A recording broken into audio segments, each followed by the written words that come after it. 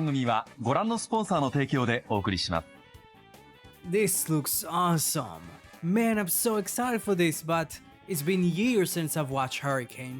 I should probably rewatch it, but I don't want to look up to watch it illegally, and I wanna watch it now and not wait until I get the DVD. Wait a minute, I remember Shout Factory has it on their website. Ah, forgot. I can't watch it. I don't live in the US. What? Wait a minute. What's that? Like a ninja dashing through the night. Here to come to save you from your troubles, today's video sponsor, SurfsharkVPN. With SurfsharkVPN, you can change your computer's location to view hidden content, like Shout Factory's Tokusatsu, that will help you to catch up to Hurricane.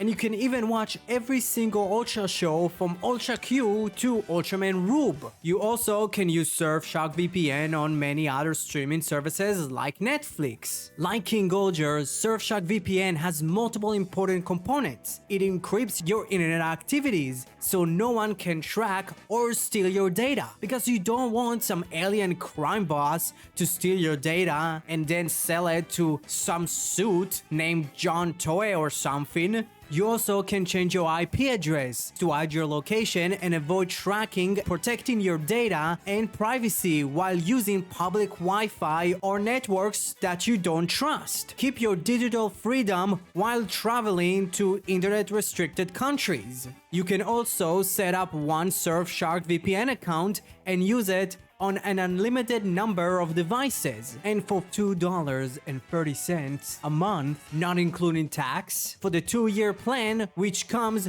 with an 82% discount that also grants you 2 additional months for free. You can also get Surfshark's amazing bundle that contains not only the award-winning VPN, but also the great antivirus, search, and alert. And for $41.88, not including tax, by using the link down below, that not only helps you to stay protected while surfing the web, but also help this channel out. So, I want to thank Surfshark for sponsoring today's video, and now to your regular scheduled programming. So a new layer for Ace's reasoning to exist has been added, with Mitsune actually falling in love with a player, and the player fell in love with her too. Management didn't like it, so they deleted the player. A heartbroken Mitsune prayed for 3 days and 3 nights that resulted in a miraculous birth of Ace. Ace probably has some traits of the man that Mitsune fell in love with, and the miracle, which is his birth, is the reasoning probably she abandoned him. Not only because the DGP discovered that she can grant anyone's desire, but also probably having the appearance or at least some traits of the player that broke the rules wasn't great for him either. The reveal itself was fine. It felt like it should have been probably revealed slightly before,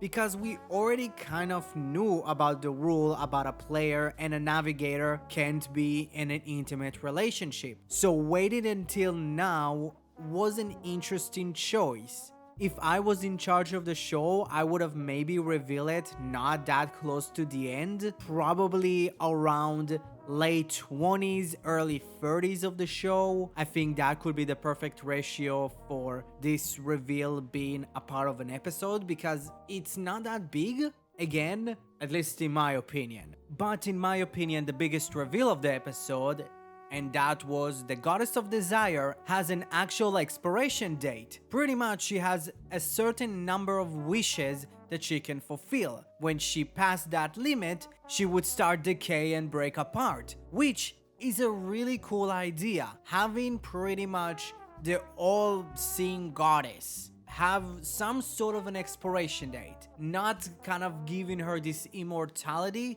is really cool, and it puts some sort of stakes to Ace's story, which it's really good, because Ace didn't really have any full stake to him trying to save Mitsune. And also Sul did say that Mitsune already has a replacement, pretty much saying that Tsurumi is the replacement for Mitsune, and it makes kind of sense. specifically with my theory that the Goddess of Desire, at least the role of the Goddess of Desire, is pretty much a snake eating its tail. Of a Goddess of Desire gets created, she creates a navigator that in one point would replace her. The navigator that became the Goddess of Desire would create another navigator that in one point that would replace her, and over and over and over and over until times pretty much stops. In trying to free his mother, Ace fights Niram that got his vision driver back from Beroba. Ace loses his cool because of his want to free Mitsune, but within his rage and his desire to save his mother, he gets a new form, Boost Mark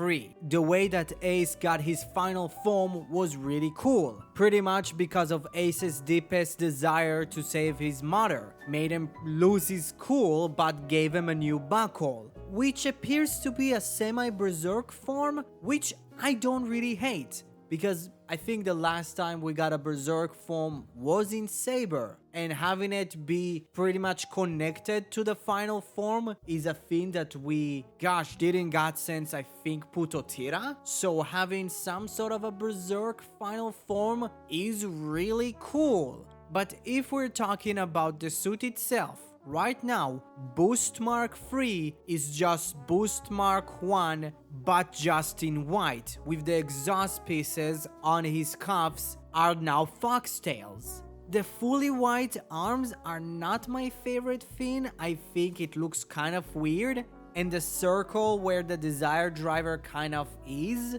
looks odd. It looks incomplete. I understand that it doesn't need to look complete now, but I think not having that at all would have been fine. And now knowing that the Desire Driver or the Goddess of Desire depends on how it really works, can actually feel somebody in pretty much their rock bottom, at their darkest moment, and it somehow, it or the Goddess of Desire, whatever it is, can actually create new buckle. Pretty much saying that what's going to happen for Azuma, I think his final form is supposed to be Demon King, and Keiwa's, I think it's supposed to be Shogun. This is probably what's going to happen, because Niram did say that this buckle never existed. So it's pretty much a whole new creation somehow. Again, I'm not sure if it's the Goddess of Desire or somehow the Desire Driver made it.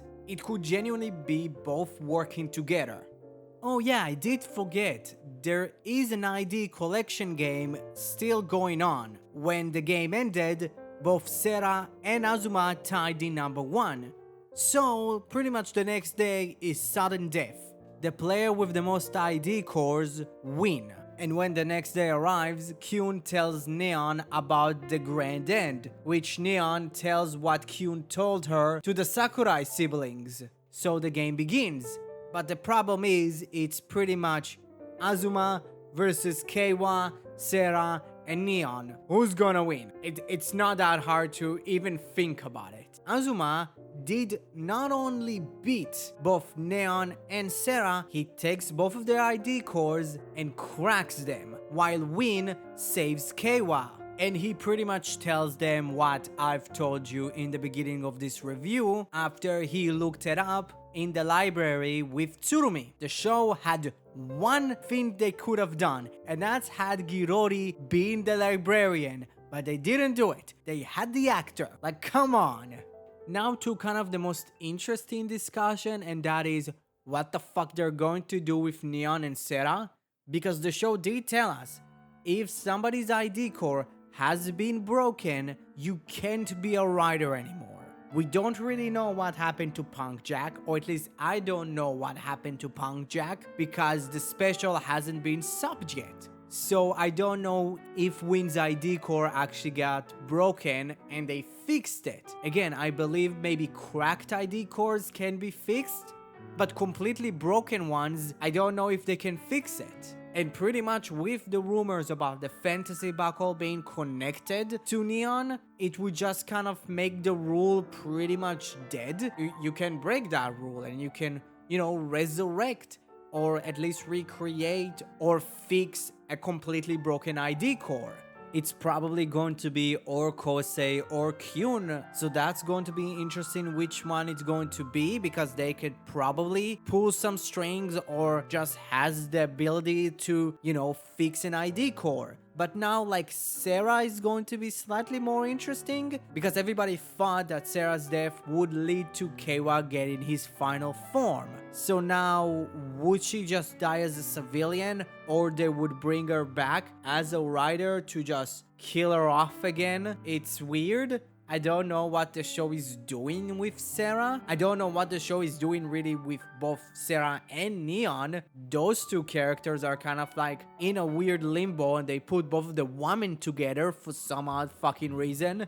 And having Win explaining to the four about Mitsune and how the DGP abused her power was fine, but it's going to be more interesting going forward how Keiwa thinks about the Goddess of Desire now that he has the knowledge about the DGP pretty much abusing her. Is he going to continue with his belief that the Goddess of Desire need to atone to her sins? Is he going to be cementing himself as Ace's sidekick, or he would land somewhere in the middle, trying to save both the casualties and Mitsune, making him the true hero of the show? I'm leaving this to the end because I don't know what to say. When Jin met both Kekera and Beroba to pretty much to negotiate with them to give him back Niram's vision driver, they requested a wish separately. I don't really know what they can both wish for separately. I think maybe Kekera would probably wish for, something really bad to happen to Keiwa. Probably. I don't know what Beroba would wish for, but yeah. Okay, this episode was quite of the step up since the last two being so disappointing. I still believe the Desire Royal has been royally fucked with using it. Like, I think using the idea of a battle royal when pretty much we're not really having that many of a rider to rider fights is boring. I think they should have just continued with the DGP, maybe not having any rules about two riders, fighting, but like you could have just done anything else and not, a battle royal themed game. So yeah, what you thought about this week's Kamen Geats? Comment below, let me know. Subscribe to my channel if you didn't. I want to thank SurfsharkVPN for sponsoring today's video. Thank you very much. Have a great rest of your day.